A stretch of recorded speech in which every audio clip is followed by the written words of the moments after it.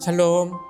항상 주님의 말씀을 가까이 하며 그 말씀대로 살아가는 성도 여러분을 축복합니다. 세상에 많은 지식이 있다 해도 우리가 살아가는 진리는 성경 안에 있습니다. 하나님의 말씀대로 살아갈 때 우리의 삶도 진중한 진리 앞에서 최선을 다해 살아갈 수 있습니다. 오늘 하루도 그렇게 허락해 주신 은혜를 감사하며 오늘의 말씀 보겠습니다. 천국은 마치 밭에 감추인 보화와 같으니 사람이 이를 발견한 후 숨겨두고 기뻐하며 돌아가서 자기의 소유를 다 팔아 그 밭을 사느니라. 또 천국은 마치 좋은 진주를 구하는 장사와 같으니 극히 값진 진주 하나를 발견하매 가서 자기의 소유를 다 팔아 그 진주를 사느니라. 또 천국은 마치 바다에 치고 각종 물고기를 모는 그물과 같으니 그물에 가득함에 물가로 끌어내고 앉아서 좋은 것은 그릇에 담고 못된 것은 내버리느니라. 세상 끝에도 이러하리라. 천사들이 와서 의인 중에서 악인을 갈라내어 풀무 불에 던져 넣으리니 거기서 울며 이를 갈리라. 이 모든 것을 깨달았느냐 하시니 대답하되 그러하오이다. 예수께서 이르시되 그러므로 천국의 제자된 서기관마다 마치 새 것과 옛 것을 그 곳간에서 내오는 집주인과 같으니라. 예수께서 이 모든 비유를 마치신 후에 그곳을 떠나서 오늘 본문에서 예수님은 또 다른 천국 비유로 말씀하십니다. 첫 번째 비유에서는 가난한 소장농이 나옵니다. 당시에는 땅을 소유하는 것이 쉽지 않았기 때문에 가난한 자들은 부자들의 땅을 빌려 일을 하는 소장농이 많았습니다. 이 가난한 농부가 일을 하다가 땅에서 보물을 발견하게 됩니다. 현재 땅의 주인은 이 보물의 존재를 알지 못합니다. 아마 그 전 주인이 땅에 보물을 묻어놓고 잊었는지 죽었는지 현재의 주인은 이 보물은 알지 못하는 상태입니다. 그래서 이 농부는 자신의 모든 소유를 팔아 이 밭을 사게 됩니다. 그러면 그 땅 속에 있던 보물도 새로운 주인의 것이 됩니다. 전 주인이 나중에 이 보물의 존재 사실을 알아도 땅의 소유권을 넘긴 후에는 자신의 권리를 주장할 수 없습니다. 그래서 이 가난한 농부는 자신의 모든 것을 팔아 어떻게 해서든 발견한 보물을 가지려 합니다. 두 번째 비유에서는 반대로 부유한 상인이 나옵니다. 이 상인은 좋은 진주를 찾아다니는 사람입니다. 좋은 진주를 찾기 위해서는 적극적으로 찾아다닙니다. 아무리 먼 거리라도 좋은 진주가 있는 곳이라면 달려갔고 그러다가 정말 좋은 진주를 발견했습니다. 오랫동안 장사를 하면서 이런 좋은 진주를 본 적이 없습니다.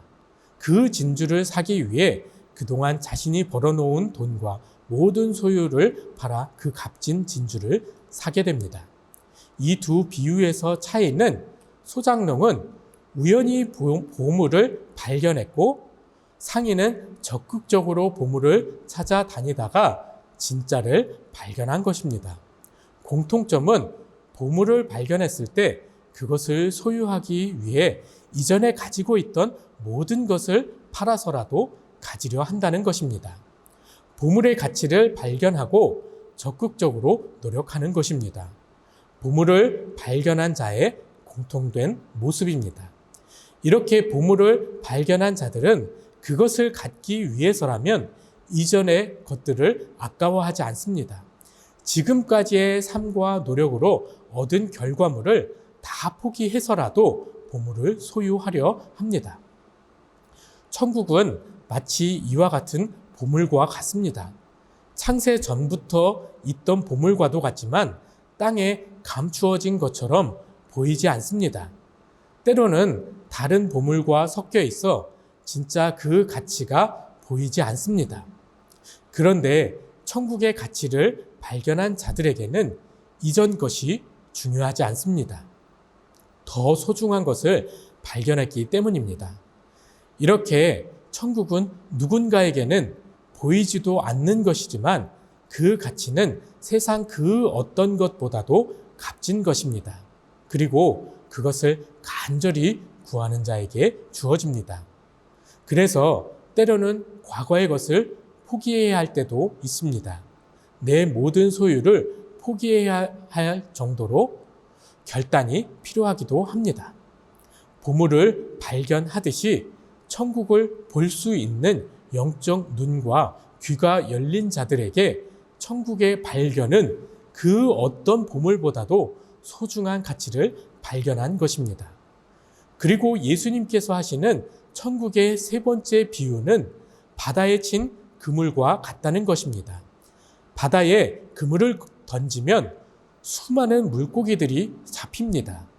그물에 걸린 모든 물고기를 건져 올립니다. 물고기를 다 건져 올린 후에 어부가 하는 일이 있습니다. 좋은 물고기와 나쁜 물고기를 골라내는 것입니다. 좋은 것은 그릇에 담고 나쁜 것은 내다 버립니다. 좋은 것만 선택받고 나쁜 것은 쓸모가 없어 버려집니다. 그리고 세상 끝에 있을 심판에 대해 말씀하십니다. 마지막 심판 때에 천사들이 와서 의인 중에 섞여 있는 악인을 골라냅니다. 그리고 악인들은 풀무불에 던져 넣는 것입니다. 마치 알곡 중에 섞여 있는 가라지 비유와도 같습니다.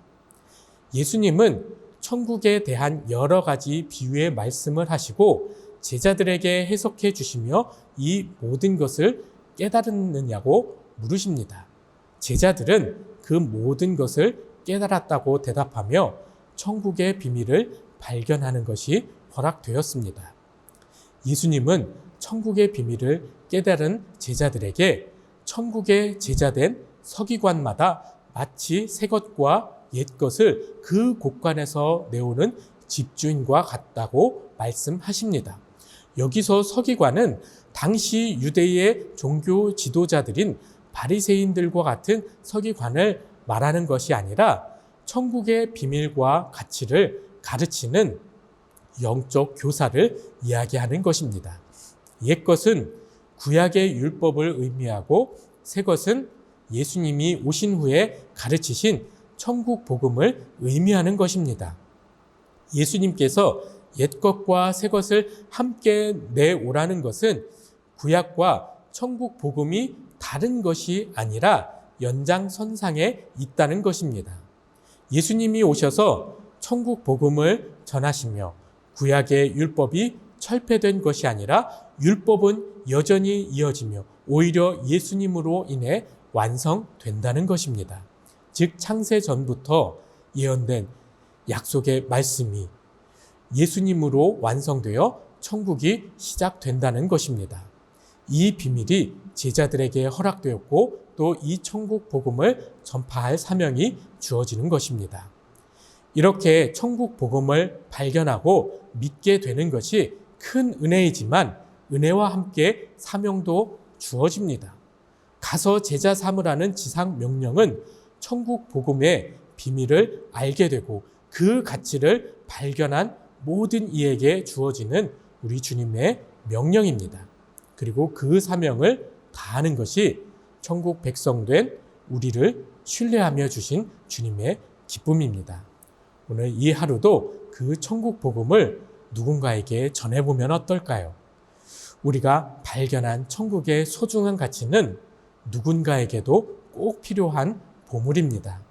우리에게 그 보물을 주신 주님께 감사하며 그 은혜를 함께 나누는 소중한 하루 되시길 주님의 이름으로 축복합니다.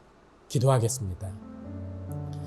사랑이 많으신 하나님 아버지, 오늘도 이렇게 소중한 하루를 허락해 주시고 천국 복음을 발견케 하여 주시니 너무나도 감사드립니다. 세상에 그 어떠한 귀중한 것보다 천국의 보물을 발견하게 해주시고 그 소중한 가치를 우리의 심령 가운데에 주시니 너무나도 감사드립니다. 하나님, 우리가 세상을 살아가며 세상의 가치를 따르지 아니하게 하여 주시고 하나님께서 우리에게 주신 천국을 바라보며 우리가 살아가는 이 땅도 그러한 소중한 천국의 삶이 되길 간절히 원합니다. 그렇게 주님을 바라보는 우리 모두의 삶이 되게 하여 주시옵시고 이 천국 복음의 가치를 또한 세상 가운데 나누며 가서 제자 삼으라는 우리 주님의 명령을 지켜 살아가는 우리 모두의 인생 되길 간절히 원합니다. 오늘 하루도 그렇게 주의 복음을 전하게 하여 주시옵시고 또한 주의 말씀대로 살아가는 믿음의 하루 될 수 있게 주께서 은혜를 더하여 주시옵소서. 이 모든 것 주님께 감사드리오며 예수님의 이름으로 기도합니다. 아멘.